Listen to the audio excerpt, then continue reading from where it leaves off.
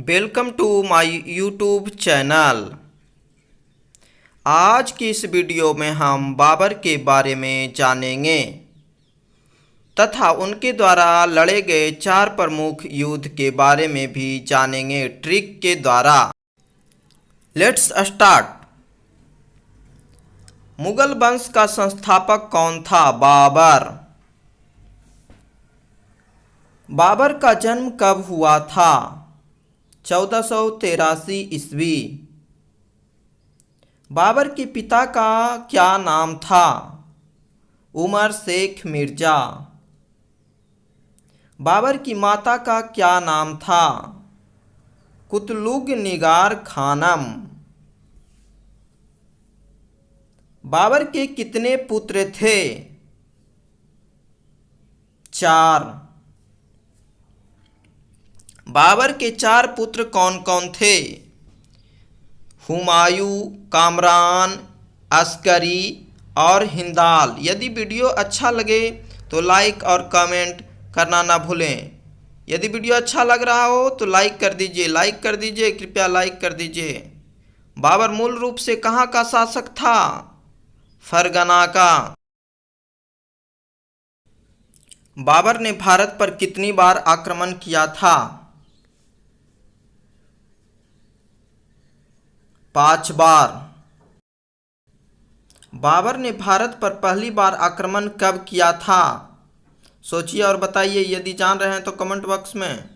1519 ईस्वी। बाबर को भारत आने का न्योता किसने दिया था? आलम खान और दौलत खान। बाबर द्वारा लड़े गए प्रमुख 4 युद्ध कौन कौन हैं? पानीपत का प्रथम युद्ध, खानवा का युद्ध, चंदेरी का युद्ध, घाघरा का युद्ध। पानीपत का प्रथम युद्ध 1526 ईस्वी में हुआ था। खानवा का युद्ध 1527 ईस्वी में हुआ था। चंदेरी का युद्ध 1528 ईस्वी में हुआ था। घाघरा का युद्ध 1529 ईस्वी में हुआ था। ये चारों युद्ध लगातार हुआ था। तो इसको कैसे याद रखना है? इसको ट्रिक के माध्यम से याद करते हैं कि पानी पिया, खाना खाया, चांद को देखा, घर गया और सो गया। यानी पानीपत का प्रथम युद्ध 1526 ईस्वी में, पानी पीने के बाद खाना खाया तो खानवा का युद्ध 1527 ईस्वी में, खाना खाने के बाद चांद को देखा तो चंदेरी का युद्ध 1528 ईस्वी में, और घर गया, चांद देखने के बाद घर गया तो घाघरा का युद्ध 1529 ईस्वी में। और घर जाकर बाबर सो गया, यानी सो जाना मतलब मर जाना, यानी मर गया 1530 ईस्वी में।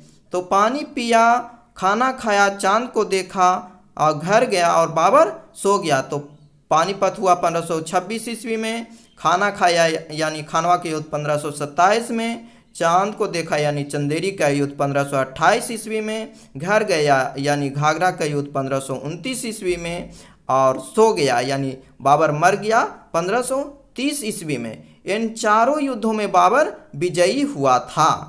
तो याद रखिएगा आप लोग। पानीपत का प्रथम युद्ध कब हुआ था? 1526 ईस्वी में हुआ था। यह हुआ था इब्राहिम लोदी और बाबर के बीच में हुआ था, और बाबर इस युद्ध में विजय हुआ था। खानवा का युद्ध कब हुआ था? तो 1527 ईस्वी में खानवा का युद्ध हुआ था, जिसमें राणा सांगा और बाबर के बीच हुआ था खानवा का युद्ध, और बाबर विजय हुआ था। इस युद्ध में भी बाबर विजय हुआ था, खानवा के युद्ध में भी विजय हुआ था। यानी खानवा के युद्ध 1527 ईस्वी में हुआ था राणा सांगा और बाबर के बीच, जिसमें बाबर विजय हुआ था। चंदेरी का युद्ध कब हुआ था? तो चंदेरी का युद्ध 1528 ईस्वी में हुआ था। किसके बीच हुआ था?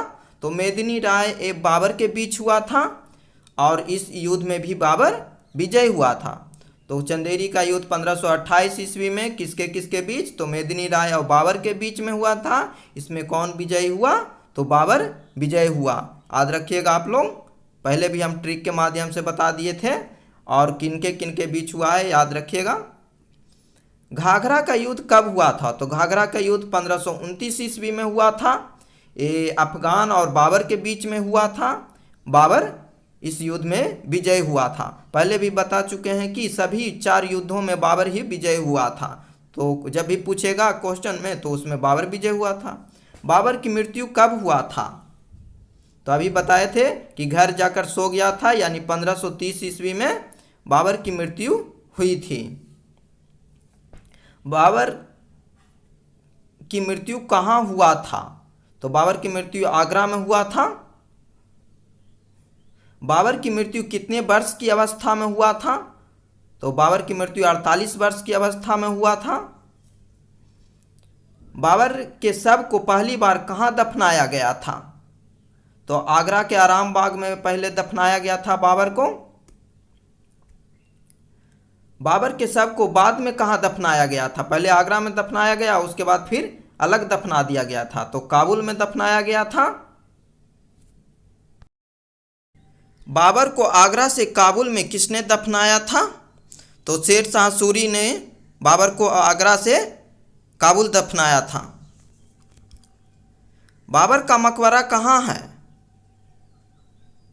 तो काबुल में है, अफगानिस्तान में पड़ता है काबुल। बाबर के बारे में बताया जा रहा है ट्रिक के माध्यम से कि पानीपत का प्रथम युद्ध 1526 ईस्वी में हुआ था, यानी पानी पिया। और खानवा के युद्ध 1527 ईस्वी में हुआ था, खाना खाया। चंदेरी का युद्ध 1528 ईस्वी में हुआ था, चांद को देखा। और घाघरा का युद्ध यानी घर गया 1529 ईस्वी में, तो घाघरा का युद्ध। और सो गया यानी बाबर मर गया 1530 ईस्वी में, यानी पानी पिया, खाना खाया, चांद को देखा, घर गया और सो गया, यानी 1526, 1527, 1528 और 1529 और 1530 में बाबर मर गया। बाबर की आत्मकथा का क्या नाम था?